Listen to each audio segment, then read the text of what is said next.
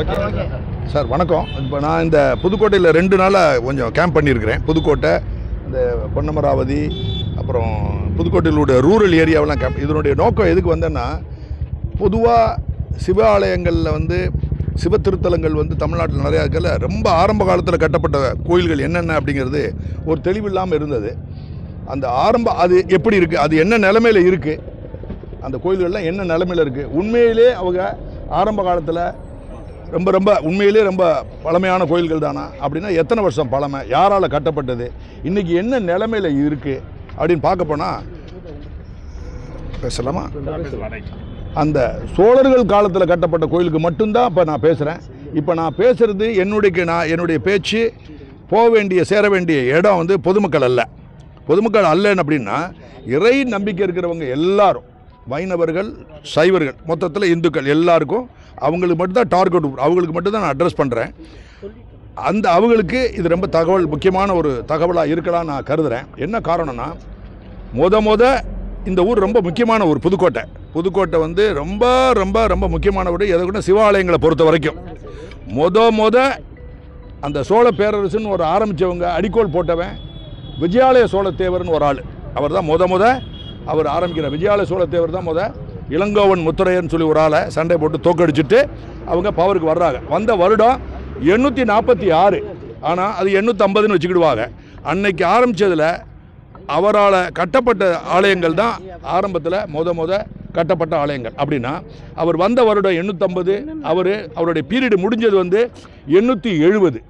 அந்த 20 வருடத்துக்குள்ளே கட்டப்பட்ட மொத்த சிவாலயங்கள் மொத்தம் 18. அந்த 18ல் உங்கள் மாவட்டத்தில், இந்த மாவட்டத்தில் மட்டும் 7 சிவ திருத்தலங்கள் இருக்குது. இந்த மாவட்டத்தில் மட்டும் 7 சிவ திருத்தலங்கள் இருக்குது. அவரால் மட்டும், அவருடைய மகனை பற்றி சேர்த்தா நிறைய வரும். அவரால் கட்டப்பட்ட சிவாலயங்கள் மொத்தம் 18 தமிழ்நாட்டில் மட்டும். ஆந்திராவையும் சேர்த்தா, சித்தூரை சேர்த்தா 18. உங்கள் மாவட்டத்தில் மட்டும் ஒரு 7. இந்த 7ஐயும் நான் பார்த்தேன், இன்ஸ்பெக்ட் பண்ணோம். இந்த 7ம் மிக மிக பழமையான கோயில்கிறது உங்களுக்கு தெரிஞ்சு போச்சு. 850. அதுக்கு முன்னாடி சோழர்களால் கட்டப்பட்ட கோயில் எதுவுமே கிடையாது. ஏன்னா அவர் தான் வந்திருக்கு, அடிக்கோள் விட்டவர். அவருடைய கோயிலில் கட்டப்பட்ட கோயில் உங்களுக்கு ஏற்கனவே தெரியும். அந்த இதில் பார்த்துட்டு வரப்போகும்போது, இந்த கோயில்களை இன்ஸ்பெக்ட் பண்ணும்போது திருமயத்தில், நான் மதுரையிலேருந்து வந்தேன், திருமயம் இருந்தது. திருமயத்தில் ஒரு தகவல் கிடச்சிச்சு, அவருடைய மகனால் கட்டப்பட்ட ஒரு கோயில் பக்கத்தில் இருக்குது. அந்த ஊர் கண்ணனூர் அப்படின்னு சொல்கிறாங்க. அப்போ அந்த கண்ணனூருக்கு நான் போகிறேன். சரி, அந்த கண்ணனூருக்கு நான் போகிறேன். கண்ணூரில் பார்க்கும்போது பெரிய ஏரி, கடல் மாதிரி ஒரு ஏரி, குளம், ஏரிக்கரை. அதில் 2 கோயில்கள் இருந்தது. ஒரு கோயிலோட பெயர் பாலசுப்ரமணியர் அப்படின்னு சொன்னாங்க. அந்த கோயிலுக்கு நான் பின்னாடி வர்றேன். அந்த கோயிலை பொறுத்த வரைக்கும் அது ஏஎஸ்ஐ எடுத்துட்டாங்க. ஏன்னா அது விஜயாலய சோழத்தேவருடைய புள்ள ஆதித்ய தேவர் காலத்தில் அவன் கட்டப்பட்ட கோயில். முருகன் கோயில் கட்டினதாக பிற்கால சோழர்களால் கட்டப்பட்ட கோயில் அந்த கோயில். அந்த கோயிலில் வாகனம் எங்கேயும் இல்லாத வாகனம், எல்லாருக்கும் முருகனுடைய வாகனம் மயில் தான் சொல்கிறாங்க இல்லையா சார்? முருகனோட வாகனம் மயில்ன்றாங்க. ஆனால் அந்த கோயிலில் மயில் இல்லை, யானை தான் வாகனமாக இருக்குது. அது ஒரு பெருசாக சொல்கிறாங்க. அந்த கோயில் ஏஎஸ்ஐ கண்ட்ரோலில் இருக்குது. அதுக்கு அடுத்தது உள்ள ஒரு கோயிலுக்கு போனேன், பக்கத்தில் 300 மீட்டர் அதே ஊரில். அந்த கோயிலில் கவனிங்க சார், அந்த கோயிலை பார்க்கும்போது அந்த கோயிலோடையது அதில் அதிர்ச்சி அடைஞ்சு வண்டியை நிப்பாட்டிட்டோம். அந்த கோயிலை பார்த்த உடனே எனக்கு என்ன அதிர்ச்சி ஏற்படுதோ அதே அதிர்ச்சி உங்களுக்கு வரும், இவருக்கு வரும், யார் இறை நம்பர் இருக்கா இவங்களுக்கு கண்டிப்பாக வரும். காரணம், அந்த கோயில் அப்படி ரோட்டில் சின்ன ரோடு, ஒத்தையடி ரோடு, கண்ணனூர் அப்படிங்கிற ஒரு திருமயத்து பக்கத்தில் இருக்குது. ஒரு 2-3 கிலோமீட்டர் இன்னும் துர்வாரபுரமாக ஏதோ ஒரு புறம் இருக்குது, துர்வாசபுரமாக. அதுலேருந்து ஒரு 2 கிலோமீட்டர் 1 கிலோமீட்டரில் இருக்கலாம். விளக்கு கூட எங்களால் வாங்க முடியாமல் வெளியே தான் வாங்கிட்டு போனோம். அந்த கோயிலை பார்த்த உடனே அடித்தார் அவர் பிரேக். ஐயா இது என்னையா அது சொல்லி பார்த்துட்டு, எனக்கு உண்மையிலே தெரியாது அந்த கோயில் இருக்குது, சத்தியம். அது ஒரு பெருமாள் கோயில். உள்ளே போய் பார்த்தா தான் தெரியுது. அந்த கோயில் உடைஞ்சு தொங்குது. அந்த கோயில் உடைஞ்சு தொங்குது. திருப்பி சொல்கிறேன், உடைஞ்சு தொங்குது. அப்படின்னா ஆங்கிலத்தில் சொல்ல போனால் it was in state of utter disrepair. நீங்கள் கேட்பீங்களா அரசாங்கம், அந்த கேள்விக்கு தான் வர்றேன். இப்போ அட்டர் டிஸ்ரெப்பேர் அந்த கோயில். அப்போ அந்த கோயிலுக்கு மேலே வெஜிடேஷன், பெரிய மரம், கம்ப்ளீட்டாக நிழலை கொடுக்கறது மாதிரி சுற்றி இருக்க ஒழிய. ஆனால் அந்த கோயில் அது தின்னுக்கிட்டு இருக்குது டெய்லி. மரம் வேர்கள்லாம் தூக்கிடுச்சு. உள்ளே நாங்கள் போகும்போது இரவு ஆனதுனால விளக்கை வச்சுக்கிட்டு உள்ளே போனோம். அந்த ஊரில் ஒரு கார்பெண்டர் மிஸ்டர் கணேசன் வந்தார், வெளியூரில் வேலை பார்க்குற. அவர் உதவி பண்ணார். இன்னொருத்தர் லக்ஷ்மணன் உதவி பண்ணார். அந்த உள்ளே போய் பார்த்தா நீங்கள் அடுத்த கேள்வி என்ன கேட்பீங்க, இந்த அறநிலையத்துறை தேவையா, வேணுமா, வேணாமா? அந்த கோயிலை பார்த்த அடுத்த செகண்ட் இந்த கோயில் இருக்கிறதுல நியாயமா இல்லையா, அறநிலைத்துறை அதிகாரிகள் வந்து இவ்வளோ டாக்ஸை போடுறாங்களே, வருடத்துக்கு எவ்வளோ டாக்ஸ் போடுறாங்கன்னு உங்களுக்கு இந்த மாவட்டத்தில் இருக்கக்கூடிய ப்ரெஸ் ரிப்போர்ட்டருக்கு தெரியாதுன்னு நினைக்கிறேன். உங்களுடைய ப்ரெஸ் ரிப்போர்ட்டருக்கு தெரியாத உண்மை 428 கோடி ரூபா ஒரு வருஷத்துக்கு போடுறாங்க. புதுக்கோட்டையில் இருக்கிற ப்ரெஸ் ரிப்போர்ட்டர் ப்ளீஸ் லிசன். ஒரு பைசா கூட போடலைங்கக்கூடிய நிலைமையில் நீங்கள் இருப்பீங்க. ஆனால் 428 கோடி போட்டுட்டு அதுக்கு மேலே இன்னொரு 228 கோடி இந்த அரசாங்கம் போட்டிருக்கு. 2021 போட்டுருச்சு. அதுக்கு பிறகு இந்த டீட்டெயிலை வெளியே அனுப்பாமல் வச்சுருக்கிறாங்க. இந்த 23, 22 எல்லாம் மொத்தத்தில் அவங்க போடுறது, கோயிலுக்குன்னு வரி போடுறது 656 கோடி ரூபாய் வரியை போட்டு வருஷம் எடுத்துக்கிட்டே இருக்கிறாங்க. ஆனால் கண்ணனூரில் உள்ளே போகும்போது அந்த கோயிலை பார்க்கும்போது இடிஞ்சு தொங்குது. சத்தியம் சத்தியம் சத்தியம். இடிஞ்சு தொங்குனாலும் பரவாயில்ல, உள்ளே போகும்போது அந்த புறாவோட இது அதெல்லாம் இருக்குது. உள்ளே போனால் ஷாக்கான பெருமாள் கோயில். உள்ளே போகிறதுக்கு முன்னாடி சுற்றிட்டு வந்தோம். அப்போ தெற்கு கரையில் அந்த தேவகோஷ்டன் அந்த கருவறைக்கு தெற்க பார்த்தீங்கன்னா ஒரு தலை இல்லாத ஒரு, அதில் ஆங்கிலத்தில் சொல்லுவாங்க, பிறமொழி சொல் இருக்குல்ல, எதிரியோட மொழி. அந்த நம்ம எதிரியோட மொழியில் வந்து ஆங்கிலத்தில் அதுக்கு பேர் டோர்சோம்பாக, டார்சோம்பாக. அது முண்டோம்பா தமிழில் சொல்லக்கூடாதனால சொல்கிறேன். அது தலை இல்லாமல் இருக்குது, கை உடஞ்சிருக்கு, பாதி half buried under the sun. அது சிலை இருக்குது. அப்போ பண்ணும்போது ஊருக்கு உதவி வந்தவங்க கணேசன், லட்சுமணன், இன்னொருத்தர் கார்பெண்டர் மிஸ்டர், ரொம்ப நல்ல மனுஷன். அவங்களாம் லைட் அடிச்சுக்கோங்க, கொஞ்சோண்டு கல்வெட்டு இருக்குது. அதை படித்தா அந்த கோயிலோட பேர் வந்து இந்த கோயில் வந்து இங்கே புதுக்கோட்டை இருக்கிறவங்களுக்கு தூக்கி வாரி போடணும். இவ்வளோ பெரிய கோயிலை வளைச்சி வந்துக்கிட்டே இருக்கிறோம். இந்த கோயிலோட வரலாறு எனக்கு தெரியாது, ஏஜ் தெரியாது. இருந்தாலும் சோழர்கள் கோயில் சொன்னோம்னா இது அதுக்கு சொந்தக்காக தான். கண்டிப்பாக நான் சொல்கிறது பாலசுப்ரமணியர் கோயிலை சொல்கிறேன். இந்த கோயிலை பொறுத்த வரைக்கும் இது பாண்டியர்களால் கட்டப்பட்ட கோயில்ன்றா. எது? அந்த பெருமாள் கோயில். பெருமாள் கோயிலில் என்ன பேர் எழுதப்பட்டிருக்குன்னா விருதராஜ பயங்கர விண்ணகர் எம்பெருமான் போட்டிருக்கு. விருதராஜ பயங்கர விண்ணகர் எம்பெருமான் போட்டிருக்கு. ஊரில் யாருக்கும் தெரியல, வரதராஜ பெருமாள் கோயில்னு சொல்லி தவறுதலாக சொல்கிறாங்க. உள்ளே போய் பார்த்தோம், கருவறைக்கு உள்ளே பார்த்தோம், விளக்கை ஏற்றணும். உள்ளே போய் பார்த்தா கருவறையில் 4 தெய்வ விக்கிரகங்கள் இருக்குது.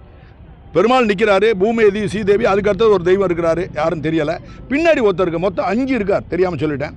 அதுக்கடுத்து கருவறைக்குள்ள சின்ன கருவறை தான், கிட்டத்தட்ட சொல்லப்போனால் ஒரு 2 மீட்டருக்கு கூட இருக்கலாம். அதுக்கடுத்தது அர்த்த மண்டபத்தில் 2 தெய்வ விக்கிரகம் இருக்குது. அதுக்கடுத்தது வெளியில் ஓப்பன் ஸ்பேஸ் இருக்குது. அதில் கருடாவில் ஓப்பனாக இருக்குது. மேலே இருக்கிறதுலாம் இடிஞ்சு விழுந்துருச்சு, கூரை இடிஞ்சு விழுந்து. இப்போ ஒரு 12 தூணு நிற்கிது. தலை இல்லாத ஒரு சிலை உள்ளே நிற்கிது. டோட்டலாக லைட் இல்லை, விளக்கு இல்லை, வழிபாடு கிடையாது, போர்டு கிடையாது. யாரையாவது ஓசியில் சொன்னால் கூட இந்த சிட்டி சிவில் பேங்காக ஏதோ ஒரு பேங்க் இருக்குது, அவங்க போர்டு போட்டுருவாங்க. ஓசியில் தான் பண்ணுறாங்க. இதுக்கு வேண்டிய பணம், எல்லா பணமும் இல்லை. அறநிலைத்துறையில் 656 கோடி ரூபா வரி வாங்கிக்கிட்டு எல்லாம் சிட்டி சிவில் யூனியன் பேங்க்னு போட்டிருக்கோம். இதில் தான் தப்பிச்சுக்கிச்சு. எல்லாம் கும்பகோணம் ஃபுல்லாக பார்த்தீங்கன்னா சிட்டி சிவில் பேங்க் அவங்க தான் போர்டை போடுறாங்க. அவங்க செலவழிச்சு அதை போடுறது கூட இந்த அறநிலைத்துறை டிபார்ட்மெண்ட்டுக்கு அந்த இருக்க துறைக்கு யோகிதை இல்லை. நல்லா புரிஞ்சுக்கிறோம். ஏன் குற்றச்சாட்டு சொல்கிறேன்னு பாருங்கள். ஒன்றுமில்லாத ரூபாயை போடுறது கூட அவங்களுக்கு பொருந்தும். ஆனால் இங்கே கோயில் அடிஞ்சு தொங்குது. உள்ளே இருக்கக்கூடிய தெய்வத்தினுடைய, நான் அந்த துறையில் இருந்ததுனால குறைஞ்சபட்சம் 20 கோடி ரூபாய்க்கு குறையாத தெய்வ விக்கிரகங்கள். இப்போ நான் வெளியில் கொண்டதுனால எந்த நேரத்தில் திருடு நடக்கலாம். இல்லை வெளியே கொண்டு வந்துடுறேன், நீங்களும் வெளியே கொண்டு போயிடுறீங்க. அப்போ இது யாருக்கு போய் சேரும்? நல்லவங்களுக்கும் போய் சேரும், கெட்டவங்களுக்கும் போய் சேரும். கெட்டவங்களை பிடிக்கிறதுக்கு வேண்டிய அதிகாரிகள் இப்போ ஆக்டிவாக இல்லை. அடல்விங் சைடெல்லாம் ஆக்டிவாக இருக்கிற மாதிரி எனக்கு தெரியலை. ஆனால் அதனால் எடுக்கிறதுக்கு வாய்ப்பு இருக்குது, கொஞ்சம் கவனமாக இருக்கணும். அதனால் ஏதாவது சில நேற்றுக்கே நான் மெயில் போட்டேன் சார், சீஃப் செக்ரட்டரிக்கு இல்லை, சீஃப் மினிஸ்டரோட செக்ரட்டரி ஒருத்தர் இருக்கார், மிஸ்டர் உதயச்சந்திரன், ரொம்ப நேர்மையானவர், ரொம்ப சின்சியராக எனக்கு தெரியும், பர்சனலாக தெரியும், கொஞ்ச நாள் தான் பழக்கம் அவருக்கு. அவருக்கு நான் மெயில் போட்டு ஏதாவது திருட்டு நடந்துச்சு அப்படின்னு சொன்னால், நல்லா கவனிங்க சார், ஏதாவது திருட்டு நடந்துச்சுன்னா அந்த கோயிலில் நான் அந்த பர்டிகுலர் ஈஓவை அக்யூஸ்டாக போட்டு தான் நான் ரிப்போர்ட்டே கொடுப்பேன். இல்லைனாலும் கொண்டு போய் கண்டிப்பாக ஈஓவை அக்யூஸ்டாக போடுவேன், ஜாயின்ட் கமிஷனர் அக்யூஸ்டாக போடுவேன். ஏன்னா வெளியே வந்துருச்சு.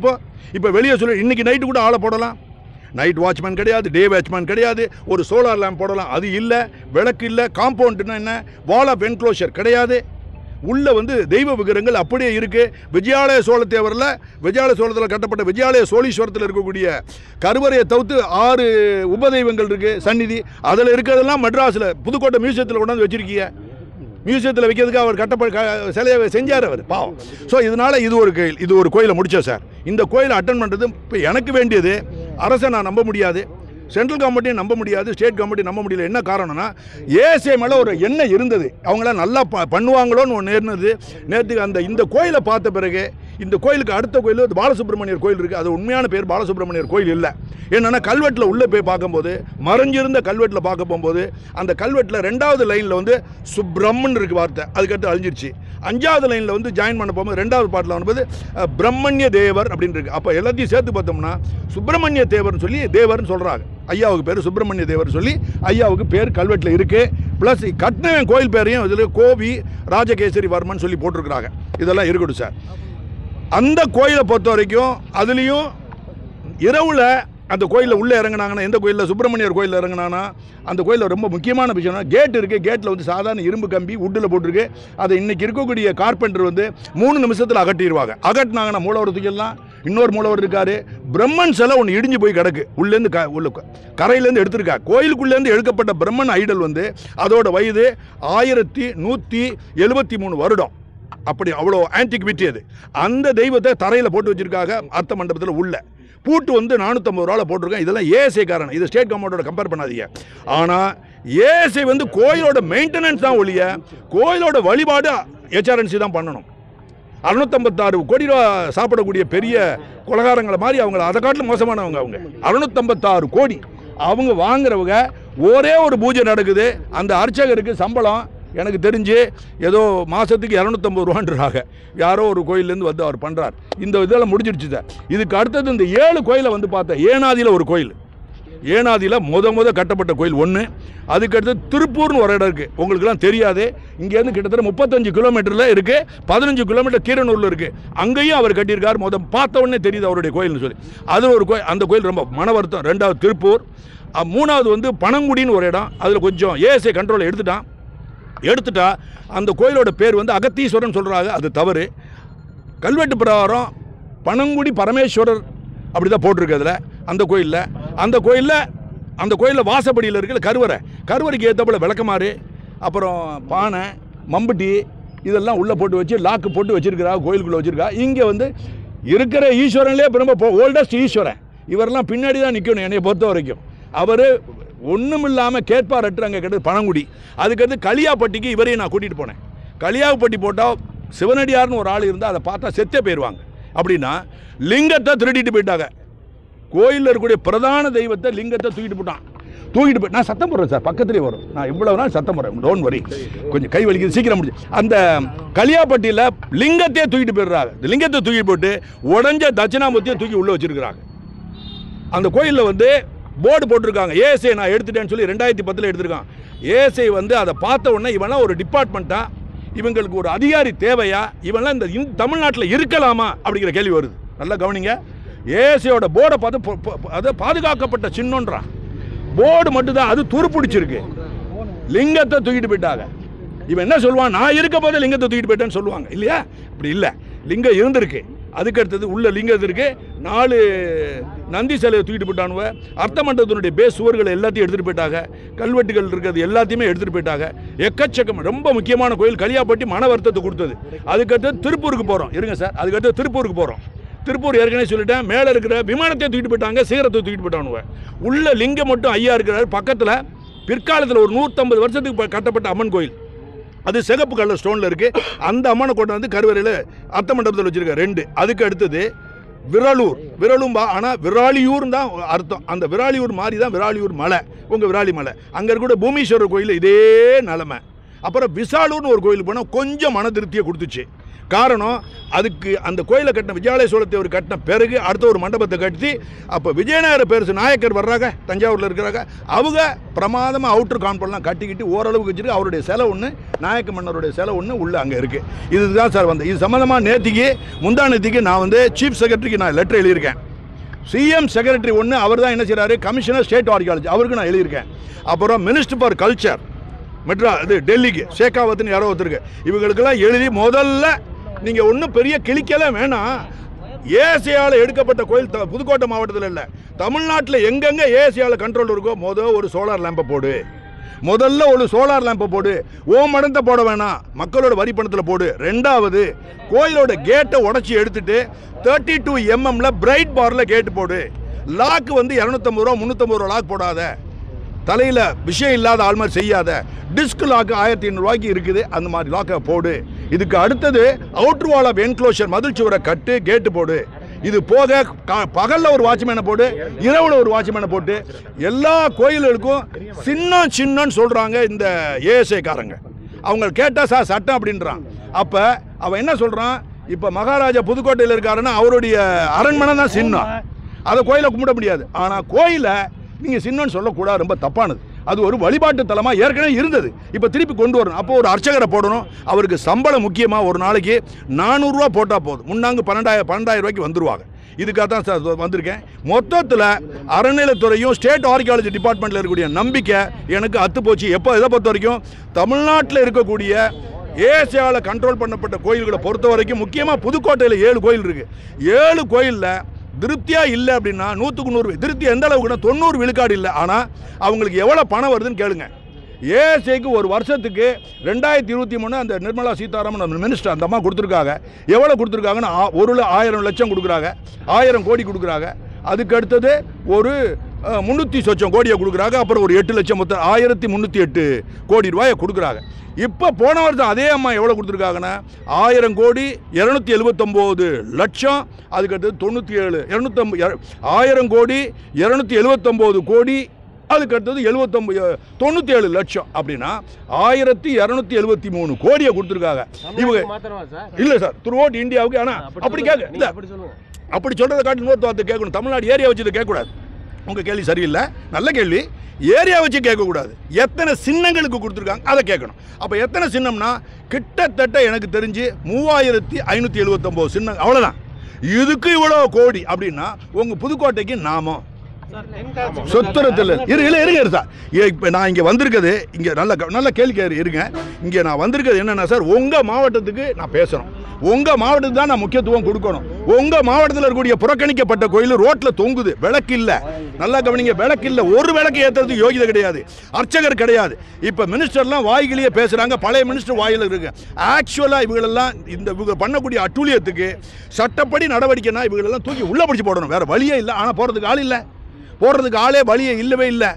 என்ன பண்ண முடியலை அவங்களால, வேறு வழியே இல்லாமல் தான் வந்திருக்கு. அதுக்காக தான் இதே மாவட்டத்தில் இந்த மாதத்தில் எண்டில், இந்த மாதம் எண்டோ அல்ல அடுத்த வருஷம் அடுத்த மாதத்தில் ஆரம்பத்தில் நான் ஒரு எல்லா இந்து இயக்கங்கள் என்ன இருக்கோ எல்லாத்தையும் சேர்த்து ஒரு கூட்டம் போட்டு ஆன்மீகத்தில் லெவலில் பேசி என்ன பண்ணணும் அடுத்த கட்ட நடவடிக்கைன்னு பேசுறதுக்காக உத்தேசிச்சிருக்கேன். இனிமேல் கேளுங்க சார் கேள்வி. சார் இருங்க சார், ஒவ்வொரு ஆளாக வாங்க சார்.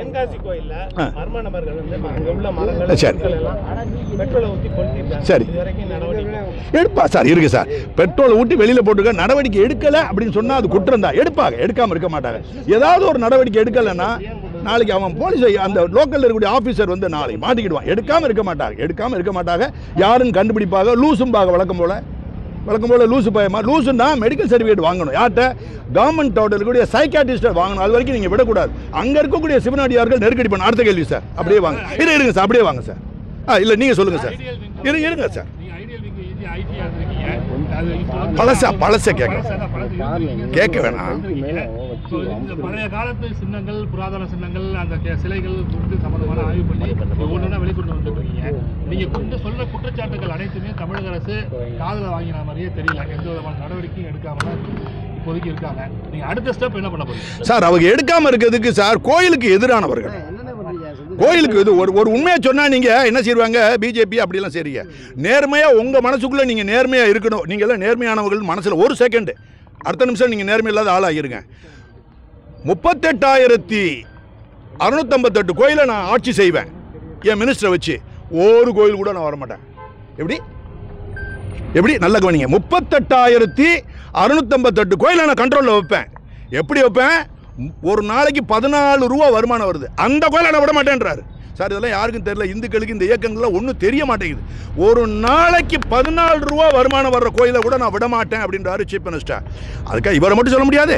பழைய சீஃப் மினிஸ்டர் அவர் யார்? மிஸ்டர் எடப்பாடி. அவரும் விட மாட்டேன்றார். 14 ரூபா வருவார் சார். அதை விட மாட்டேன் சார். என்ன காரணம்னா பொதுமக்களுக்கு நான் ஒரு படம் போடுவேன் ஸ்டாலின்கிட்ட, ஸ்டாலின் வந்து இவருக்கு ஒரு படம் போடுவார். எங்க லெஜிஸ்லேச்சரில் இப்படி நாங்கள் 38,000 கோயில்களை ஆட்சி செய்யணும்னா அதில் 34,000 கோயிலுக்கு 14 ரூபா ஒரு நாளைக்கு வருமானம். வெக்கம் இல்லை உங்களுக்கு? அதை எடுக்கலாமா? நல்லா கவனிங்க. அதை எடுக்கலாமா? 14 ரூபான்னா திரி போட முடியாது, விளக்கு போட முடியாது, எண்ணெய் போட முடியாது, ஊற்றுறதுக்கு வேண்டிய அர்ச்சகர்களுக்கு நெருப்படி கிடையாது, அவருக்கு வயிறு இருக்குது. அப்படிப்பட்ட கோயிலை எடுத்து அதுக்கு 250 ரூபா வரி போடுறாங்க வருஷத்துக்கு. ஸோ ரொம்ப உச்சக்கட்டம் சார் அது. அதுக்கு அடுத்தது சார், அதனால அரசாங்கத்தை நம்ப முடியாது சார். 2 அரசாங்கமும் நம்மளை ஏமாற்றிக்கிட்டு தான் இருக்கிறாங்க. வரியன்னு உங்களுக்கு தெரியலையே, பிரஸுக்கு எந்த பிரஸுக்குமே தெரியாமல் போச்சு. 428 கோடி ரூபா வரி போட்டுட்டு உங்கள்கிட்ட ஒரு வார்த்தை கேட்கவா? ஸோ நிர்வாக வரின்னு ஒரு வரி போடுறாங்க. நிர்வாகத்துக்குள்ள கணக்கு வருமா? கணக்கு தனியாக இருக்குமா சார்? சொல்லுங்கள் சார், தலையாட்டினா இல்லை சார். நிர்வாகத்துக்குள்ள கணக்கு உள்ள வருமா? தனிக்கே கணக்கு வருமா? இல்லை தனிக்கே வெளியே வருமா சார்? அந்த ஒருத்தர் தான் சொல்கிறேன், நீங்கள் பேச மாட்டேங்கிறீங்க சார். நீங்களும் நிர்வாகத்துக்கு உள்ளே வந்தால் மொத்தத்தில் நீங்கள் வரி போடுறது நிர்வாக வரின்னு போட்டிருக்கீங்களா? முடிஞ்சு போச்சு இல்லை? இந்த நிர்வாக வரி போக தணிக்கை வரி அப்படின்னு சொல்லி அது ஒரு 228 கோடி ரூபா போடுறாங்க. பழைய கவர்மெண்ட்டு எடப்பாடி போட்டது 220 கோடி. இதெல்லாம் கேட்க ஆள் இல்லை சார். நீங்களே கேட்க மாட்டீங்க, என்னையெல்லாம் கேட்டுக்கிட்டே இருக்கிறீங்க. இதெல்லாம் மற்ற கட்சி என்னென்ன கட்சி பேரே சொல்லிவிடுறேன். யாரெல்லாம் சிஎம் வரணும் ஆசைப்படுற அவங்களாம் அவங்கள கொதறணும். மிஸ்டர் சீமான், மிஸ்டர் அண்ணாமலை, மிஸ்டர் அன்புமணி, அப்புறம் வேறு யாரெல்லாம் ஹேமலதா பிரேமலதா மேடம், இவங்கெல்லாம் கொதறணும் கவர்மெண்ட்டை. இவ்வளோ வரி போடுறியே, அது போக நிர்வாக வரின்னு போட்டுட்டு அதுக்கு பிறகு என்ன வரி போடுற? ஆடிட் வரின்னு போடுறேன். நீங்களாம் மனுஷனா அப்படின்னு கேட்குறது அவங்க கேட்கணுமா? நான் கேட்கணும் சார். சார் சார் சார் அப்போ யார் கேட்கணும் அப்படிங்கிறது அவங்க தான் கேட்கணும். நீங்களும் கேட்கணும், அவங்களும் கேட்கணும். அதுக்கு அடுத்தது சார், மத்திய அரசு வந்து நிதி கொடுக்கணும்னு சொல்லியிருக்காங்க. தமிழ்நாட்டுக்கு இதுவரை எவ்வளோ கொடுத்துருக்காங்க சார்? எந்த நிதின்னு சொல்ல வேணாமா சார்? அறநிலைத்துறை ஸ்டேட் சப்ஜெக்ட் அது கொடுக்க மாட்டாங்க சார். ஆர்கியாலஜிக்கு சார் மொத்தத்தில் எனக்கு தெரிஞ்சு கரெக்டான எக்ஸாக்ட் பேர் 1000 கோடி 279 கோடி அப்புறம் 97 லட்சத்தை 2004 கொடுத்துருக்காங்க. இதில் மொத்தம் தமிழ்நாட்டுக்குன்னு பிரிக்க மாட்டாங்க. அதை தான் சார் சொன்னதை நான் ஏற்றுக்கொள்ளலை. சின்னங்களுக்குன்னு கொடுப்பா. அந்த சின்னம் 3500 சின்னங்களுக்கு இப்படி கொடுத்துருக்காங்க. நம்ம தமிழ்நாட்டில் இருக்கக்கூடிய சின்னங்கள் எவ்வளோ அப்படிங்கிற கணக்கு எனக்கு தெரியல சார், சொல்ல தெரியல. 10 நிமிஷமா நீங்கள் இந்த கோரிக்கைகள் குற்றச்சாட்டுகள்லாம் சொன்னீங்க. இதில் வந்து பாதி வந்து ஏசிஏ கண்ட்ரோலில் இருக்குது. கண்டிப்பாக தமிழ்நாடு அரசு இதுக்கு என்ன செய்ய முடியும்? நல்ல கேட்க. அதாவது ஏசிஏ மேலே தான் குறை சொல்கிறேன் சார். எப்படின்னு இந்த 7 கோயிலை மட்டும் யாரு சோழ பேரரசு அடிக்கோல் போட்ட விஜயாலய சோழத்தேவரால் கட்டப்பட்ட கோயில் 18, உங்கள் மாவட்டத்தில் 7. அந்த 7ம் டோட்டலாக புறக்கணிக்கப்பட்டிருக்கு. என்ன காரணம்? விளக்கு இல்லை. முதல்ல சோலார் லேம்ப் போடணும், அது இல்லை. அவுட்டர் வால் ஆஃப் என்க்ளோஷர் இல்லை. அதுக்கு அடுத்தது கோயிலுக்குள்ள பூட்டெல்லாம் 250 ரூபா பூட்டை போடுறான். ரெண்டாவது அன்றாட தினக்கூலின்னு சொல்லி 450 ரூபா போட்டு ஒரு ஆளை நியமிப்பாங்க, அது இல்லை. இருக்கிறவன் ஆளை காணா. ஒரே ஒரு கோயில் நல்லா இருக்கு, கிட்டத்தட்ட ஒரு 50 விழுக்காடுன்னு அந்த விசலூர் அப்படிங்கிற ஒரு கோயில் இருக்கு. அங்கே ஓரளவுக்கு திருப்தியாக இருக்கு. கோயில் வந்து மிகப்பெரிய கோயிலை பின்னாடி நாயக்கர்கள் வந்து எக்ஸ்பேண்ட் பண்ணனால இருக்கு. மிச்சம் எல்லாமே மன வருத்தத்தோடு தான் இருக்கு. இவங்க என்ன பண்ணணும் அப்படின்னு சொன்னால், அறநிலைத்துறை என்ன பண்ணணும்னா மினிஸ்டர் அப்புறம் அதோடைய செக்ரட்டரி முதல்ல அவங்க பொதுமக்களுக்கு முன்னாடி வந்து தலையை அவமானத்தில் குனியணும். என்ன செய்யணும்? முதல்ல நீ நடவடிக்கைலாம் செய்ய வேணாம், முதல்ல பொதுமக்கள் மட்டும் வேணாம், அது பாலிடிக்ஸ் ஆகிடும். இறை நம்பிக்கை யார் இருக்காங்களோ அவங்க முன்னாடி வந்து அவர் அப்படி இல்லைன்னா வந்து சொல்லட்டும், அவர் சொல்கிறது தப்புன்னு சொல்லட்டும், கிழிச்சிருவேன், நாராக எடுத்துருவேன். சார், நான் நாட் அ பாலிட்டிஷியன், எனக்கு அஜெண்டா கிடையாது. ஏற்கனவே லாஸ்ட் டைம் நீங்கள் கேட்டீங்க, அதெல்லாம் கிடையாது. இப்போ தெரிஞ்சு போச்சா? இன்னும் மண்டே போடும்போது இன்னும் தெளிவாகிடும் உங்களுக்கு. நான் அஜெண்டாவில் இல்லை. அதனால் பேக்ரவுண்ட் இப்போது நான் திருப்பி சொல்ல விரும்பலை. 2 நாளா 3 நாளாக இங்கே அலைஞ்சிக்கிட்டே இருக்கேன், யாருக்கும் தெரியாது. சத்தியமாக சார், இரவுலலாம் கோயிலுக்கு போகிறேன். நேற்று அந்த கலியாப்பட்டிக்கு போனதெல்லாம் வாழ்க்கையை வெறுத்துருவீங்க. உள்ள 2 கிலோமீட்டருக்கு உள்ளே போய் கோயிலை வச்சுட்டு, அந்த காலத்தில் முக்கியமாக இருந்திருக்கு, மாறிடுச்சு. விசாலூர் கோயில் அப்புறம் திருப்பூர் கோயிலுக்கு போகிறோம், மன வருத்தம். எல்லாத்தையும் மொட்டையை போட்டு எல்லாத்தையும் கொண்டு போயிட்டா. இத்தினோண்டு தான் நான் சொல்கிறதெல்லாம் சின்ன. பட் ஏஜ் பார்த்தீங்கன்னா தஞ்சாவூரில் இருக்கக்கூடிய ராஜராஜேஸ்வரம் சொல்லி பெருசாக நீங்கள் சொல்லி பேசிக்கிட்டீங்கல்ல, அந்த கோயில் இந்த நான் சொல்கிற 7 கோயில் சுண்டக்கா சொல்லுங்கள். அந்த கோயில் நான் சொல்லக்கூடிய 7 கோயிலுக்கும் சுண்டக்காது. ஏஜில் மூத்த ஒன்றுவா, மூத்த எடுத்தது. இதெல்லாம் போக ஒரு கோயிலை பற்றி நான் சொல்லலை, அது சொல்லியே ஆகணும். என்ன காரணம்னா, உங்களுக்கு ஒரு முக்கியத்துவம் கிடைக்கும் இந்த கோயிலில். அதாவது நார்த்தமலைக்கு நாங்கள் போனோம். நாற்றமலைன்னு சொல்கிறாங்க, நகரத்தார் மலைன்னு சொல்கிறாங்க சார். அதை ஆனால் ஒரு இடத்துல மட்டும் பாண்டியர்கள் காலத்தில் ஒரு மண்டபம் கட்டியிருக்கா பின்னாடி. அந்த மண்டபத்துக்கு கீழே எழுத போகும்போது மட்டும் என்ன எழுதியிருக்கா? தெலுங்குகுல கால நகரம் அப்படின்னு வந்திருக்கு. தெலுங்குகுல கால நகரம்னு ஒரு வார்த்தை வந்திருக்கு. இப்போ சொல்கிறேன், அந்த நாத்தமலைக்கு நாங்கள் போய் பார்க்க போகும்போது ஒரு தவறான உங்கள் புதுக்கோட்டை கெசட்டின்னு ஒன்று இருக்குது தெரியுமில்ல உங்களுக்கு, அதில் ஒரு தவறான கருத்தை நான் கண்டுபிடிச்சிருக்கோம். இது ரொம்ப முக்கியமாக நீங்கள் கொண்டு போகலாம். கேஆர் வெங்கட்ராமன் யாரோ ஒருத்தர் எழுதியிருக்காரு, முழுக்க தவறானது. அவர் என்ன செய்கிறாரு, விஜயாலய சோழீஸ்வரங்கிற ஒரு சிவன் கோயில் எந்த கோயிலை சொல்கிறாருன்னா, விஜயாலய சோழீஸ்வரங்கிறது ஸ்ட்ரக்சரல் ஸ்டோன் டெம்பிள். அப்படின்னா சார், கல்லை வெட்டி எடுத்து கட்டுறது ஸ்ட்ரக்சரல் ஸ்டோன் டெம்பிள். மலையை குடைஞ்சா அது குடகு கோயில். அந்த 2 இருக்குது. மலையை குடைஞ்சி 2 கோயில் வச்சுருக்கா. இவைகள் 2மே 7வது செஞ்சுரியில் கட்டப்பட்ட கோயில்கள். 7வது செஞ்சுரினா 600லேருந்து 700க்குள்ள திருஞான சம்பந்தர் அப்பர் அவர்கள் பீரியடில் கட்டப்பட்ட ஒரு கோயில். ஒன்று வந்து சமணர் குடகுன்னு இருக்குது, அது பேர் சமணர் குடுகு. அதை நம்ம வைணவர்கள் எல்லாம் செஞ்சாங்க, ஒரு வேலையை காட்டி அதை பெருமாள் கோயிலாக மாற்றி பெருமாள் சிலையெல்லாம் வச்சு பின்னாடி மண்டபம்லாம் செஞ்சு எல்லாம் செஞ்சிடுறாங்க. அதுக்கு நேராக தெற்க பார்த்தீங்கன்னா இன்னொரு கோயில் இருக்குது. அந்த கோயில் பளியிலி ஈஸ்வரம். அந்த பளியிலி ஈஸ்வரத்தை கேஆர் வெங்கட்ராமனா யாரோ ஒருத்தர் யார் தொகுத்தாரோ, அந்த புதுக்கோட்டை கெசெட்டர் யார் தொகுத்தாரோ தவறாக எழுதிட்டார். அதைத்தான் விஜயாலய சோழீஸ்வரன் சொல்கிற கிடையவே கிடையாது. அந்த கோயில் கட்டினவங்க பேர் எழுதுகிறேன். இங்கே முக்கியமாக இங்கே தமிழ்நாட்டில் இந்த ஊரில் வந்து முத்துரையர்னு ஒரு பெரிய தமிழ் குடி வாழுது. நான் கேள்விப்பட்டேன். முத்துரையர்னு ஒருத்தங்க இருந்திருக்காங்க. அவங்களுக்கு இது ரொம்ப ரொம்ப ரொம்ப முக்கியம். ஏன்னா சோழ பேரரசை மட்டும் சொல்லிக்கிட்டு நீங்கள் நினைக்கக்கூடாது. அந்த விஜயாலய சோழீஸ்வரத்தை கட்டினவர் யார் அப்படின்னு கேட்டிங்கன்னா அவர் பேர் சட்டன் பளியிலி. அதாவது 2ஆம் நிர்பதுங்க வர்மன் காலத்தில் அது 856 நல்லா கவனிங்க, 856 896 கட்ட. அப்படின்னா விஜயாலய சோழத்தேவர்களோட 2 பேர் ஏக காலத்தவனும், 2 பேர் சண்டை போட்டுக்கிற டைம். அவங்க காலத்தில் பளியிலி ஈஸ்வரத்தை கட்டினவன் யார் பேருன்னா சட்டன் பளியிலின்னு சொல்லி போட்டு கட்டிட்டு அவருக்கு ஒரு மக இருக்கா. அந்த மகளுக்கு பேர் பளியிலி சிறிய நங்கை அப்படின்னு கல்வெட்டில் எழுதப்பட்டிருக்கு. அவன் என்ன செய்யறா, அந்த கோயிலுக்கு வெளியில் ஒரு மண்டபம் கட்டி ரிஷபம் நந்தியை வச்சு, நந்திக்கு ஒரு மண்டபம் வச்சு, அதுக்கு பின்னாடி ஒரு என்னத்தை வச்சிருக்கா, அந்த இது பலிபீடத்தையும் வச்சிருக்கிறா. அவளுடைய வீட்டுக்காரன் பேரையும் அதில் எழுதியிருக்காங்க. மீனவன், அப்புறம் தமிழ் அடியாரையன் என்ற மல்லன் ஆனந்தன் அப்படிலாம் எழுதப்பட்டிருக்கு. இதில் சத்தியம். ஸோ இவங்களுக்கு முத்திரையர்களுக்கு ரொம்ப முக்கியமான, அவங்க அந்த கோயிலுக்கு போகணும். எல்லாரும் அவங்களுடைய முன்னோர்களால் கட்டப்பட்ட ஈஸ்வரன் கோயில் அந்த பளியிலி ஈஸ்வரத்துக்கு போய் வாரம் அதை சிறப்புப்படுத்தணும், விளக்கை ஏற்றணும், பெண்கள் எல்லாம் அங்கே போகணும். ரொம்ப ரொம்ப முக்கியம். அந்த கோயில் புறக்கணிக்கப்பட்டிருக்கு. செருப்பை போட்டுக்கிட்டு போகிறானுங்க வெளிநாட்டுக்காரங்க. யாரெல்லாம் வெளிநாட்டுக்காரங்களோட வியாபாரம் பண்ணுறாங்கல்ல உங்கள் ஊருக்காரங்க வெளிநாட்டில், அவங்கள பெருமைப்படுத்துறதுக்காக செருப்போட வந்து நான் சத்தம் போட்டு வெளியே விரட்டி விட்டேன் நான் அங்கே. அதெல்லாம் ரொம்ப ரொம்ப முக்கியம். அது வழிபாட்டு தனம். கேட்டால் என்ன சொல்கிறான், சின்னன்னு சொல்கிறான். சின்னன்னு சொல்ல முடியாது. புதுக்கோட்டை மகாராஜோட பங்களா இட் இஸ் சின்னம். இது வந்து இது வந்து முன்னாடியே வழிபாட்டு தலமாக இருந்தது. நீ எடுத்துருக்க. அப்போ ஹெச்ஆர்என்சிக்காரன் உள்ளே வரணும், உள்ளே வந்து பூஜை பண்ணணும். விட்டுட்டு ஓடி போயிட்டான். ஹெச்ஆர்என்சிக்காரன் ஓடியே போயிட்டான். ஒரு விளக்கு கூட எடுத்துறதில்ல. மினிஸ்டருக்கு பார்த்தீங்கன்னா இவ்வளோ பெரிய வாய். ஹெச்ஆர்என்சி மாதிரி எந்த அஃபிஷியலும் பேச மாட்டார். இந்த மினிஸ்டர் போன மினிஸ்டர் பேசுறதே கிடையாது. அதனால் நல்லவர்னு சொல்லிட்டாங்க. அவர் அமைதியாக இருந்து மேக்ஸிமம் டேமேஜ் பண்ணிட்டு போயிட்டார். 75 இயர்ஸாக கூத்தடிக்கிறாங்க நம்மளுடைய இந்து கோயில்களை. யாராவது ஒரு ஆள் சண்டை போடணும் சார். சண்டை போட்டு வெளியே ஒன்று. அதுக்காக தான் சார். அதுக்கேற்ற கேள்வி சார். சொல்லுங்க சார், வாங்க முன்னாடி வாங்க சார். இந்த அமைப்புகள் எல்லாத்தையும் ஒன்று சொல்லிருக்கீங்க. இது கோயிலுக்காக தான் சார், பாலிடிக்ஸ் இல்லை. கோயிலுக்காக மட்டும்தான். கோயிலை காப்பாற்றுறது யார் இருக்கா? நீங்களே கேள்வி கேட்க முடியும். என்ன எப்படி கேள்வி கேட்குறாள் ஒரு மினிஸ்டர் வந்தா சட்டையை பிடிச்சி கேட்கணும். பயந்துக்கிறீங்க. என்ன காரணம்? உங்கள்கிட்ட பொய் கேஸ் போட்டு உள்ள போட்டுருவான்றீங்க. இல்லை பொய் கேஸ் போட்டு உள்ள போட்டுருவான்னு சொல்றீங்க. பயப்படுறீங்க சார். அப்படிலாம் பொய் கேஸ்லாம் போட முடியாது சார். இந்த அமைப்புகளை கூப்பிட்டு என்ன நோக்கத்துக்காக சார் இப்போதான் திருப்பி சொல்கிறேன். கோயிலுக்காக ஆன்மீகம்னு சொல்கிறேன், அரசியல் அல்ல. ஆன்மீகம் போது கோயில் சம்மந்தப்பட்டது. அதுகளை உங்கள் ஊரில் இருக்கிற கோயில்களை முதல்ல காப்பாற்றணும் சார். அதுக்காக சொல்லுங்க சார். சார் இதுவரை இல்லாத அளவுக்கு கடந்த 4 ஆண்டுகள்ல தான் சரி இந்து சமய அறநிலைத்துறை அநேக கோயில்களுக்கு கும்பாபிஷேகம் பண்ணி புராணம் வச்சிருக்குன்னு இந்து சமய சேகர்பாபு சொல்றாரு. உங்களோட இப்ப குற்றச்சாட்டு பூரா தமிழ்நாடு அரசு இந்து சமய அறநிலைத்துறையை குற்றச்சாட்டுறீங்க. சரி, அப்ப வந்து இந்து சமய அறநிலைத்துறை வந்து எதுக்குறீங்க? நீங்க எதுக்குறீங்களா? வேலையே என்னுடைய வேலை தானே. நீங்க எதுக்கலாம் நான் எதுக்குறேன். என்ன காரணம்? உங்க கடமையில நீங்க கோட்டையை விட்டீங்க. நீங்க ஒரு தமிழர், நீங்க இருக்கிறீங்க. ஆனா நீங்க டேரக்டா சண்டை போட முடியாது. என்ன காரணம்? ஒரு நிறுவனத்தில் வேலை பார்க்குறீங்க. அதனால அவங்களை கேள்வி கேட்க முடியாது. அதனால என்ன கேள்வியே கேட்குறேன். அதாவது சார் அதாவது இந்துக்களை எப்படி ஏமாத்துறது அப்படின்னு கேட்டிங்கன்னா ஒரே ஒரு காரியம் இருக்குது. இவர் முதற்கொண்டு இவரையும் ஏமாத்திடலாம். என்னென்னா இந்த கோயில் இருக்குன்னா உடனே டக்குன்னு கும்பாபிஷேகம். ஆஹா கும்பாபிஷேகம். கும்பாபிஷேகம்னா முதல்ல புரிஞ்சுக்கிடுங்க. தமிழ் கும்பாபிஷேகம் அப்படிங்கிறது வடமொழி சொல். கும்பங்கிறது வடமொழி சொல். நம்ம வந்து குட நீராட்டு விழா மேலே தமிழில். இந்த குட நீராட்டு விழாவை மட்டும்தான் அறநிலையத்தை செய்யணும். இருங்க சார், இருங்க ப்ளீஸ் லிசன், காதில் வாங்குங்கோ. என்னன்னா குடமுழுக்க மட்டும்தான் பண்ணணும். அப்படின்னு என்ன? குடத்தில் தண்ணி ஊற்றுறது அந்த ஆகமத்தை மட்டும்தான் பண்ணணும். கோயிலோட புறணமைக்கிறது, அதுக்கடுத்து பெயிண்ட் அடிக்கிறது, அதுக்கு வேண்டிய காசு வசூல் பண்ணுறது, 6 கோடி ரூபா வசூல் பண்ணுறது ஒரு கோடியில், ஒரு கோயிலில் இப்படிலாம் பண்ணி இதெல்லாம் உன்னுடைய வேலை. என்ன காரணம்னா சட்ட ரீதியாக நீ புனரமைக்க முடியாது. நல்லா புரிஞ்சுக்கிடுங்க சார்.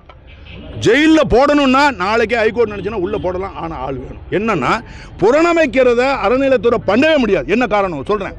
புதுக்கோட்டையில் ஒரு கலெக்டர் இருக்கார். கலெக்டர் ஆஃபீஸ் வச்சுருக்காரு. டிஸ்ட்ரிக்ட் எஸ்பி ஒருத்தங்க இருக்கிறாங்க. புதுக்கோட்டை கலெக்டர் நாளையிலேருந்து என்ன செய்கிறாரு, புதுக்கோட்டை கலெக்டர் ஆஃபீஸுக்குள்ளே புதுக்கோட்டை போலீஸ் ஸ்டேஷன் உள்ள ஆரம்பித்து அவர் ரிட்டையர்ட் போலீஸ் ஆஃபீஸர் உள்ளே போட்டு வேலை பார்த்து வழக்கெல்லாம் பதிவு பண்ணுறாரு. சிரிப்பீங்களா சிரிக்க மாட்டீங்களா? அதுக்கும் அமைதானா? சிரிப்பீங்கல்ல? இதே கண்டிப்பாக சிரிப்பீங்க. இதே மாதிரி புனரமைக்கிறதுக்குன்னு ஒரு டிபார்ட்மெண்ட்டு அரசாங்கத்திலே கொண்டாந்து. அந்த டிபார்ட்மெண்ட் பேர் department of state archaeology Tamil Nadu. அதுக்கு ஒரு சீனியர் மோஸ்ட் ஐஏஎஸ் ஆஃபீஸரை போட்டிருக்காங்க. அவர் அங்கே இருக்கக்கூடாது. அவருக்கு தகுதி கிடையாது. ஏன்னா ஆர்கியாலஜிங்கிறது எக்ஸ்பர்ட்ஸ் தான் இருக்கணும். அப்போ ஆர்கியாலஜிஸ்ட் யார் இருப்பா? ஆர்கியாலஜி தொல்லியல் துறை நிபுணர் இருப்பான், ஐக்னோகிராஃபிஸ்ட் இருப்பாங்க, சிலைகளை பார்க்குறது. அப்புறம் அதுக்கு எபிகிராஃபிஸ்ட் கல்வெட்டு ஆராய்ச்சியில் இருப்பான், ஹிஸ்டாரியன் இருப்பான், நிறைய பேர் எக்ஸ்பர்ட்ஸ்லாம் இருப்பாங்க. அப்படிப்பட்ட துறைக்கு அவர் இருக்கணும். அப்படிப்பட்ட துறை இருக்க போகும்போது அதுக்கு 5 கோடி ரூபா கொடுக்குறாங்க. இந்த எக்ஸ்பர்ட்ஸ் தான் புனரமைக்கணும். புனரமைச்சுன்னா என்ன தெரியுமா சார்? இருக்கிற மாதிரியே செய்யணும். பழமையை தொன்மையை மாற்றாமையே செய்யறதுக்கு வேண்டிய எக்ஸ்பர்ட்டிஸ் அவங்க பண்ணுவாங்க. அதை அறநிலையத்துறை செய்யறான். அதை தான் இவர் என்கிட்ட கேட்குறாரு, தெரியாமல் கேட்குறாரு. அதை என்ன சொல்கிறார்? ஒரு வார்த்தை அவரை ஏமாற்றிட்டாங்க. இவர் ஏமாந்து போயிட்டார். எப்படி ஏமாந்து போயிட்டார்னா, சார் என்ன கும்பாபிஷேகம் பண்ணுறாங்க. கும்பாபிஷேகம் என்னன்னு முதல்ல புரிஞ்சுக்கிடுங்க. கும்பம்னா குடம், அபிஷேகம்னா தண்ணி, அதை மட்டும் தான் அவன் பண்ணணும், அதுக்கு கீழே வரக்கூடாது. அப்படின்னா அதில் ஒரு ரெப்பேரு, அதுக்கு இது ரெனோவேஷன் பண்ணக்கூடாது. ரெனோவேஷன் புதுப்பித்தல் வந்து 100 வருஷத்துக்கு மேலே இருக்கக்கூடிய கோயிலை புதுக்கிறது குற்றம். நல்லா பார்த்துக்கிடுங்க. 100 வருஷத்துக்கு மேலே இருக்க கோயிலை புதுப்பிக்கக்கூடாது. காரணம் அது குற்றம், ஜெயிலுக்கு போகணும். நான் இருந்தால் உள்ளே பிடிச்சி போடுவேன், ஆள் இல்லை. ஆனால் 100 வருஷத்துக்கு கீழே இருக்கிற கோயிலை நீ கூத்தடிச்சு கொள்ளி அடின்றேன், நான் விட்டுட்டு போயிடுறேன் பிள்ளையார் கோயிலெல்லாம். ஆனால் 100 வருஷத்துக்கு மேலே இருக்கிற தொன்மையான கோயிலை கான்சர்வேஷன் தான் பண்ணி ஆகணும். அதுக்கு ஒரு செப்பரேட் டிபார்ட்மெண்ட் இருக்குது. அறநிலையத்துறை என்ன செஞ்சுட்டாங்க? நல்ல கேள்வி கேட்டார். அவங்க கையில் 13 ஃபண்ட் இருக்குது சார் அறநிலையத்துறையில், இன்க்ளூடிங் சீஃப் மினிஸ்டர்கிட்ட. அவர் ஸ்பெஷல் கிராண்ட்னு ஒரு 100 கோடியாக வச்சிருக்காரு. ஆனால் 13 ஃபண்டில் மொத்தம் எடுத்தீங்கன்னா கிட்டத்தட்ட எனக்கு தெரிஞ்சு தோரா சொல்லணும்னா 300லேருந்து 400 கோடி ரொம்ப ரொம்ப கம்மி. எக்ஸாக்டாக சொல்ல போனால் 1000 கோடிக்கு மேலே போகும். இந்த 1000 கோடியும் புனரமைக்கிறதுக்கு தான் அது கொடுத்துருக்காங்க. இதை போய் இன்னொரு டிபார்ட்மெண்ட்டில் நம்ம கொடுக்கறதா? கலெக்டர் எப்படி தஞ்சாவூர் கலெக்டர் நினைக்கிறாங்க. போலீஸ் வேலையில் நிறைய சில்லறை வருது, எல்லாம் கொள்ளி அடிக்கிறான், இதை போய் நம்மகிட்ட கொடுக்க, நம்ம ஒரு போலீஸ் ஸ்டேஷன் ஆரம்பிக்கிறங்க மாதிரி. அப்படி இல்லை இவங்க. அப்படின்னா எப்படி சிரிப்போம்? அவன் வந்து கான்சர்வேஷன் விங்னு ஒன்று ஆரம்பித்து அறநிலையத்தில் உங்களுக்கு எந்த ப்ரெஸ்ஸுக்கும் தெரியாது தமிழ்நாட்டில். எந்த ப்ரெஸ்ஸுக்கும், இந்து எக்ஸ்பிரஸ் எதுவும் உங்களுக்கு எந்த டிவிக்குமே தெரியாது. கான்சர்வேஷன் ஒரு விங்கை உள்ளே வச்சுருக்கிறான். யார்? அறநிலையத்துறை. எதை அவன் பண்ணக்கூடாதோ, எப்படி சட்டப்படி பண்ணுறதுக்கு அருகதை இல்லையோ அதை தான் கையில் வச்சுருக்காரு. அதில் வச்சு ஒரு சூப்பரண்ட் இன்ஜினியர், அப்புறம் சீஃப் இன்ஜினியர் 40. இவங்கெல்லாம் சம்பளம் எங்கே தெரியுமா? பொதுமக்கள் வரி பணம் கிடையாது, ஐயாவோட பணம். கோயிலோட சொத்தில் வரி எரியுது சார். தெய்வ சத்தியம், என்னை நம்புங்க, எனக்கு அஜெண்டா கிடையாது. அட்டூழியம் நடக்குது கோயிலை பொறுத்த. காரணம் அறியாமல். அந்த தகவலை தான் உங்கள்கிட்ட வந்து இப்போ நீங்கள் புதுக்கோட்டையில் பிரஸ்காரங்க யாரும் இனிமேல் ஏமாற முடியாது. என்ன 656 கோடி ரூபா வரி போடுறது உங்களுக்கு தெரியாது? எல்லாருக்கும் 50 வயசு ஆகிப்போச்சு, இன்றைக்கி தெரிஞ்சு போச்சு. கான்சர்வேஷனை ஹெச்ஆர்என்சி டிபார்ட்மெண்ட் சட்டப்படி அவன் பண்ணக்கூடாது, அது குற்றச்செயல், வரம்பு மீறிய செயல்னு சொல்லிட்டேன். அது உங்களுக்கு இப்போ தெரிஞ்சு போச்சு, இதை மறக்கக்கூடாது. அவன் திருப்பி அதை பண்ணுறான். என்ன காரணம்னா போகிற குடமுழுக்கு மாதிரி இவங்கெல்லாம் ஏமாத பரவாயில்லையா கும்பாபிஷேகம் பண்ணுறாங்க. கும்பாபிஷேகம் கும்பத்துக்கு மட்டும் தண்ணி ஊற்றி ஓடி போயிரு. அதுக்கு மேலே நீ பண்ணக்கூடாது. வேதம் ஓது எல்லாம் பண்ணு, சாமி கும்பிடு. உள்ளே இருக்கக்கூடிய கான்சர்வேஷனை இந்த டிபார்ட்மெண்ட் மட்டும் தான் பண்ணணும். அதுக்கு எத்தனையோ கோடி இருக்குது. சிஎம்கிட்ட மட்டும் 100 கோடி ரூபா வச்சுருக்காங்க. 100 கோடி ரூபா வச்சுருக்கு. யார்கிட்ட எந்த சிஎம்கிட்ட 100 கோடி வச்சுருக்காங்க? சொல்லுங்க மாட்டேங்கிறீங்களே. 38,000 கோயிலை நான் கையில் வச்சுருப்பேன், ஒரு கோயில் கூட நான் வரமாட்டேன். சார் அவர் தப்பு சொல்கிறதில்ல, எங்களை தான் தப்பு சொல்லணும். யாரு இல்லை இன்னும் விட்டுட்டீங்கன்னா அவங்க அப்பத்தான் வரீங்கன்னு சொல்லிட்டு இருப்பீங்க. We are not concerned about மனைவி அப்பத்தான் அத்தை. No we are concerned. நான் சம்பளம் 2,05,000 ரூபா பணம் கொடுக்குறேன். நீங்கள் எல்லாரும் டேக்ஸில் யாருக்கு? மிஸ்டர் ஸ்டாலினுக்கு, நாட் ஹிஸ் வைஃப். நல்லா புரிஞ்சுக்கிறோம். ரொம்ப நக்கலாக கேட்க வேண்டாம். நீங்களும் அவரும் பேசிக்கிட்ட வேண்டியது சார். அழகாக பேசியிருக்கேன். உங்களுடைய பதில் என்கிட்ட இந்த பதிலை அழகாக சொல்லிட்டேன். இவ்வளோ தூரம் வாய்களே பேசுகிறான்னு சொல்கிறேன். அது திருப்பி கேட்டிங்கன்னா நீங்கள் கவனம் இல்லை. இங்கே கவனம் இல்லை. இதெல்லாம் திஸ் இஸ் த பிரஸ். அறநிலையத்துறை கலைக்கிறத காட்டணும் சார். சட்டத்தை கழிச்சிடணும் சார். ஹெச்ஆர்என்சி ஆக்டை கழிச்சிட்டு சார் இந்துக்கள்னு சொல்ல முடியாது சார். சபை மகாசபைன்னு ஒன்று ஏற்படுத்தி அதில் எல்லா ஆளுகளும் இருப்பீங்க. மற்ற மதத்தை தவிர்த்து மிச்சம் எல்லாரும் அவங்க சார். ஒரு எம்எல்ஏ, ஒரு எம்பியை, ஒரு மினிஸ்டர், எம்எல்ஏ எம்பியை நீங்கள் எலெக்ட் பண்ணுறீங்கல்ல எலெக்ஷனில், ஒரு கோயில் உங்களால் நடத்த முடியாதா? பிரச்சனை அதில் எப்படி வருதோ அதே மாதிரி இதுலேயும் வரும், பார்த்துக்கிடுங்க. அதுக்கு நம்ம போவே வேணாம் சார். சில பேர் என்ன சொல்ல, இது இல்லைன்னா எதும்பா, அவங்கெல்லாம் நல்லவங்க இல்லை, நச்சுத்தன்மை இருக்கிறவங்க தான் அப்படிலாம் கேட்குறாங்க. இதுக்கு நம்ம பதில் பின்னாடி சொல்லிக்கலாம். நல்ல கேள்வி.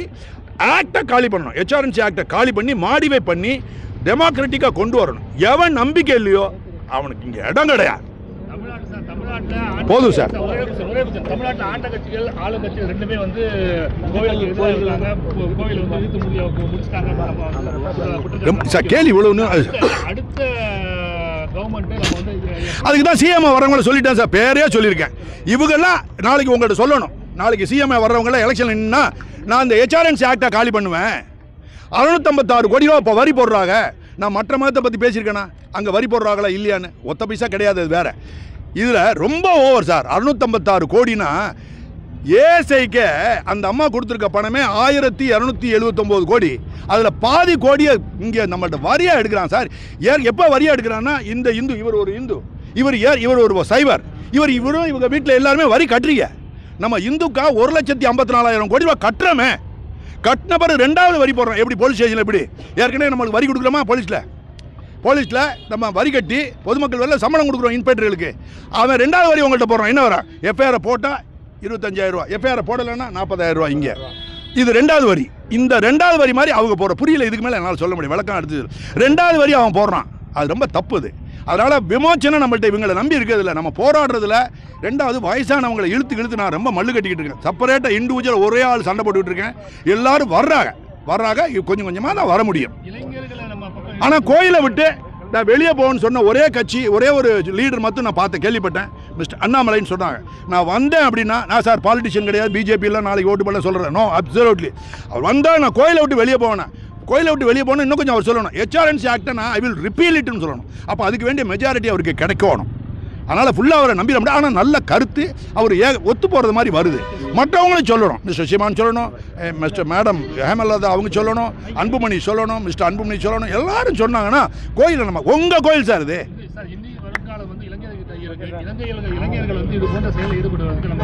சார் இளைஞர்லாம் தண்ணி அடிச்சுட்டு ஃபுல்லாக ட்ரக் அடிச்சுட்டு அலையிறாருமா Ilangai youth has been spoiled I say sir. Police officer அந்த காலத்தில் நாங்கள் வேலை பார்க்கும்போது சார் இடுப்பு எலும்பு நடுங்கும். சாராயெல்லாம் வித்துட்டு உயிரோட வாழ்வீங்களா? ட்ரக் எல்லாம் விற்பீங்களா? என் மாதிரி எத்தனை ஆஃபீஸர் சார் எவ்வளோ பேர் வேலை பார்த்தாங்க. உங்களுக்குலாம் தெரியல, பச்சை பிள்ளைங்க நீங்கள் நடுங்கும். அப்படி உடனே ஒட்டுமொத்த எல்லாரும் சொல்கிறீங்களா? அதில் ஏடிஎம்கே இளைஞர், டிஎம்கே இளைஞர், ஜேஎம்கே இளைஞர், அப்புறம் கம்யூனிஸ்ட் இளைஞர் சொல்கிறீங்களா? நான் சொல்கிறது சார் கிட்டத்தட்ட எல்லாரும். உங்கள் மகன் சேஃப் கிடையாது சார், என்னுடைய பேரன் சேஃப் கிடையாது. 2 1 ட்ரக்கு, 2வது சாராயம், 3வது என் மதத்திலே என் பேரை இருப்பான்னு என்ன சார் கேரண்டி? நல்லா யோசிச்சுக்கிடுங்க சார். ரொம்ப இதெல்லாம் இருக்குது சார். நான் பாலிடிக்ஸ் இல்லை, நீங்கள் உணர்ந்துக்கிடுங்க. வேறு பாலி சார் பவர் அவங்கள்ட்ட கொடுத்ததுனால தான் அவங்கள அட்டாக் பண்ணுறோம். பவர் அவங்கள்ட்ட இல்லை, நம்ம அட்டாக் பண்ணவே மாட்டோம். போதும் சார். சாயங்காலம் 6 மணி வரைக்கும் ஆகிடும். அப்படிலாம் பேசக்கூடாது சார். பழசெல்லாம் கேட்காதீங்க.